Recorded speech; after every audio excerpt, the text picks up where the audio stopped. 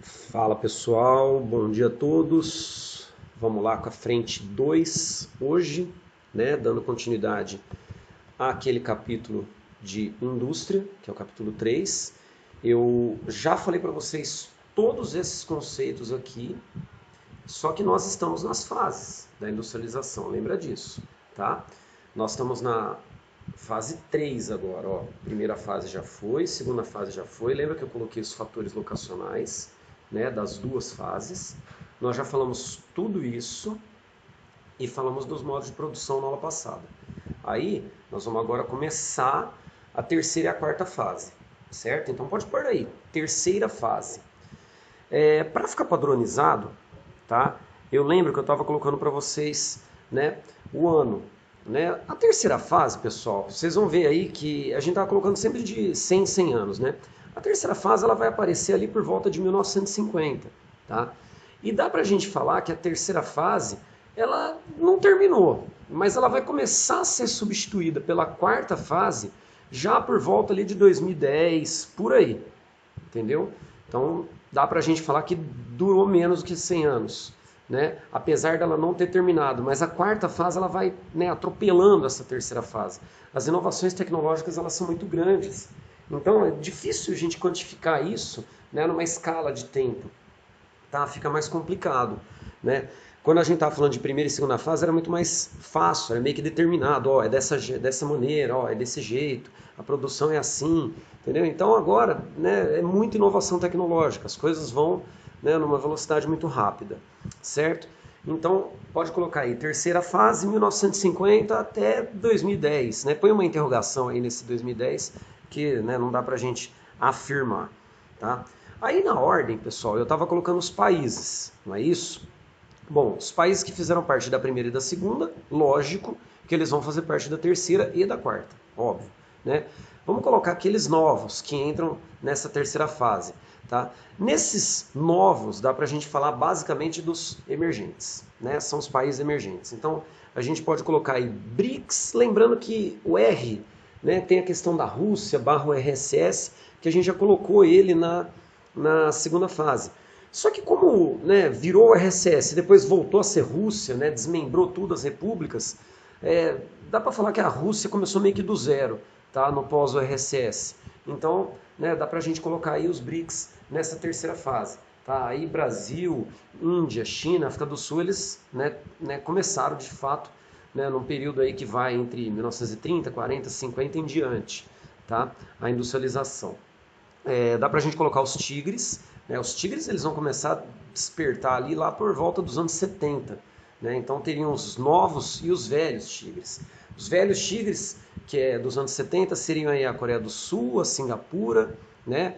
Hong Kong e Taiwan, tá? Que tem condições aí específicas, né, com relação à China, tá?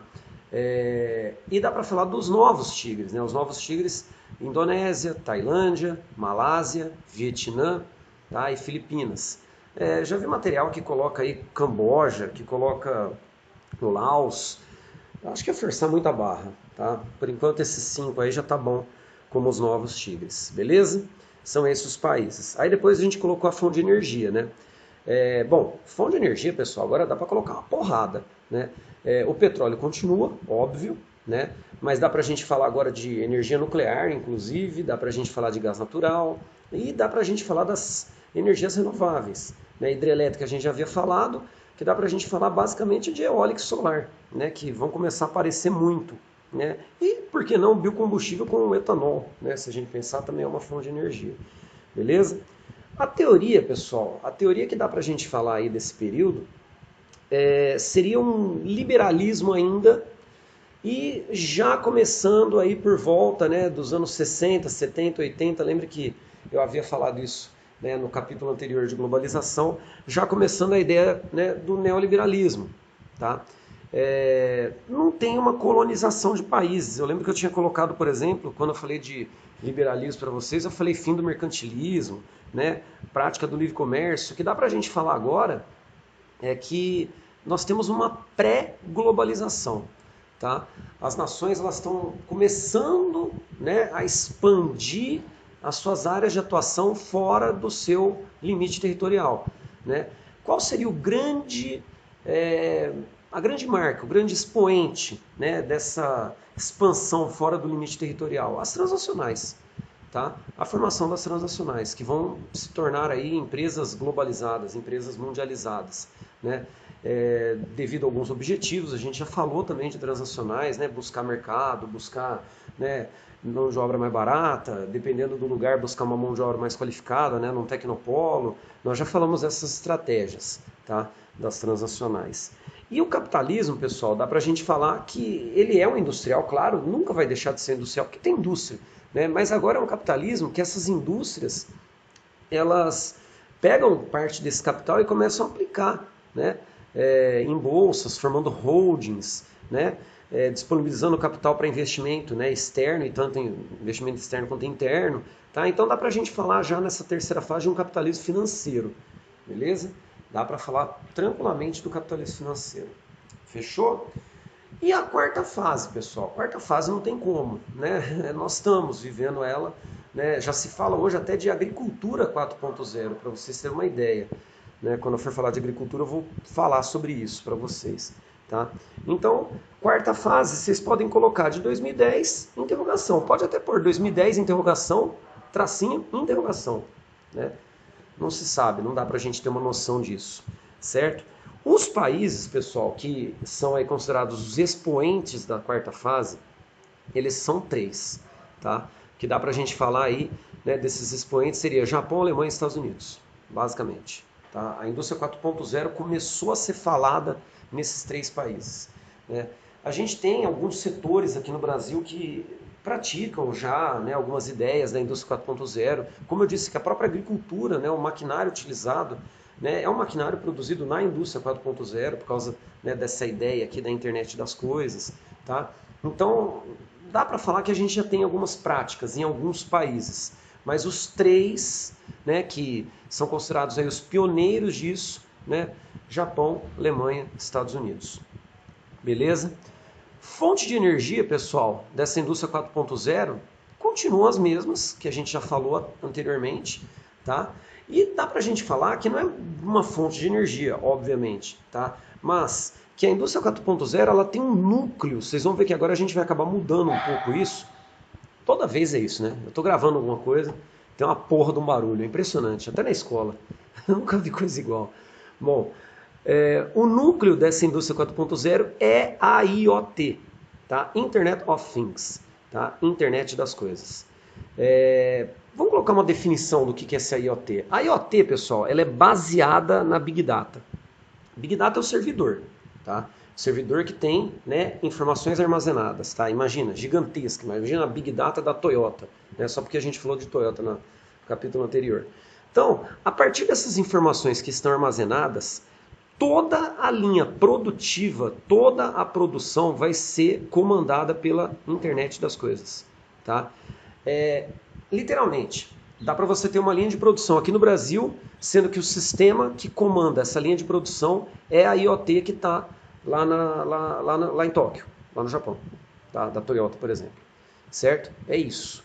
As fábricas, elas vão ser automatizadas e toda a informação que a Big Data armazena, ela vai ser passada para a IoT e a IoT vai gerenciar a produção. É basicamente isso, tá? É o que a gente chama de inteligência artificial, né? Literalmente. Então, diferente da gente falar de uma fonte de energia, porque a fonte de energia mantém, né, petróleo, gás, carvão, ainda, né, tem os combustíveis fósseis, tem as energias renováveis hoje. Agora, o símbolo, núcleo, tá, dessa indústria 4.0 é a IoT. Tá? Vê aí do jeito que vocês vão colocar isso, põe como um asterisco, põe como um post-it, do jeito que vocês acharem melhor. Mas põe a definição dessa porra aqui, tá? Porque isso aqui é extremamente importante hoje na indústria 4.0. Beleza?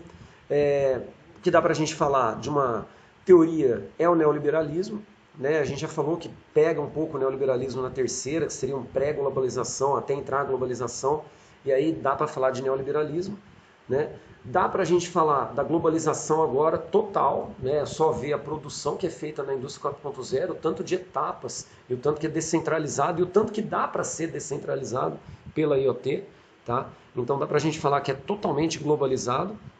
E os capitalismos, dá para a gente falar que seria, né, o financeiro, continua, com certeza, e, né, pelo fato da IoT, tá? Pelo fato de toda a parte aí da internet, nós temos o informacional, né? Eu acredito que o informacional ele vai se sobrepor a esse financeiro bem rápido, tá? Ainda vai ter o financeiro, mas o informacional vai ser, né, o mais importante aí deles. Beleza? Para fechar o assunto, pessoal, vai ser só isso por hoje, tá? Terceira e quarta fase. Vamos falar dos fatores, né? A gente já falou de fatores locacionais da primeira e da segunda. Agora vamos falar de fatores locacionais da terceira e da quarta. E aí a gente finaliza isso, tá? Nas aulas posteriores a gente vai ver produção industrial no mundo, beleza? E aí eu comento esse exercício também. Então vamos lá. Fatores locacionais da terceira e da quarta, beleza? Matéria-prima é importante? É, mas não é o mais importante, tá? Hoje, o mais importante que dá pra gente falar, né, de locacional de terceira e quarta fase, pessoal, são os incentivos fiscais. É a chamada guerra fiscal que o Milton Santos tanto fala, né? São áreas que oferecem aí, né, ou a redução ou zero, isenção, tá? Então, primeiro pode pôr incentivos fiscais, guerra fiscal. Segundo, pessoal, vamos colocar matéria-prima. Matéria-prima ainda é importante, não é o mais importante, mas ainda é importante, tá? Terceiro, mercado consumidor. Já dá pra gente falar de mercado consumidor. Quarto, fonte de energia, claro, tem que ter fonte de energia, mesmo porque para funcionar a internet, além de fonte de energia, agora a gente tem que ter também, né, o próprio acesso à rede, né, por isso informacional, tá? Mas para ter o acesso à rede tem que ter fonte de energia, né, tem que ter uma fonte de energia boa. Dá pra gente falar também de mão de obra, só que agora, né, dá pra gente falar da mão de obra barata, se for num país emergente ou se for num país subdesenvolvido, ou dá pra gente falar de uma mão de obra cara, especializada, né, se for num país desenvolvido, por causa da questão dos tecnopolos, tá? Então a mão de obra hoje ela é dividida. Infraestrutura de transporte. Eu lembro que a gente tinha falado de rodovia, ferrovia e portos. Continua, rodovia, ferrovia e portos, mas dá para a gente falar hoje também, tá? Dos dutos, dutovias, né? Gasoduto, etanolduto, minérioduto, dá para transportar até minérios, por isso, né? Oleoduto, no caso de petróleo, tá? Dá para a gente falar ainda de meios de transporte das aerovias, tá? E das hidrovias. As hidrovias elas têm uma expansão muito grande aí a partir dos anos 50, 60, né, o uso dos rios aí para transporte, tá? Então, apesar de ter sido utilizado antes, mas é mais de terceira e quarta fase, tá? Hidrovias, infraestrutura. E aí, pessoal, são dois fatores que são meio complicados, porque eles são muito praticados, né? Quando a gente fala isso, vem à cabeça China e Índia, tá? Mas acaba sendo interessante para a indústria, mas é péssimo para o trabalhador, tá? O primeiro são leis ambientais fracas, né? Se você não tem uma lei ambiental muito rígida, muito bem determinada, os caras não estão nem aí, né? Polui o ar, né? Jogando aí efluentes nos rios também, polui recurso hídrico, então é foda, tá? A China e a Índia têm problemas com relação a essas leis ambientais. E aí as indústrias se instalam lá e poluem pra caralho. Vocês viram aí com essa paralisação que houve, né, agora que está tendo aí da quarentena, o tanto que diminuiu a emissão de poluentes, por exemplo, na China. Tá? Impressionante. Imagens via satélite aí. Né? Na própria Itália, no norte da Itália, que é uma área bastante industrializada também, diminuiu muito, né, a emissão de poluentes. Mas lá as leis ambientais são um pouco mais rígidas. Né? E o outro fator, o último fator, são leis trabalhistas também fracas. Né? Então aí isso aí acaba estimulando, né, pagar um salário baixo, né, às vezes muito abaixo até do que o mercado fala, né, condições de trabalho ruins.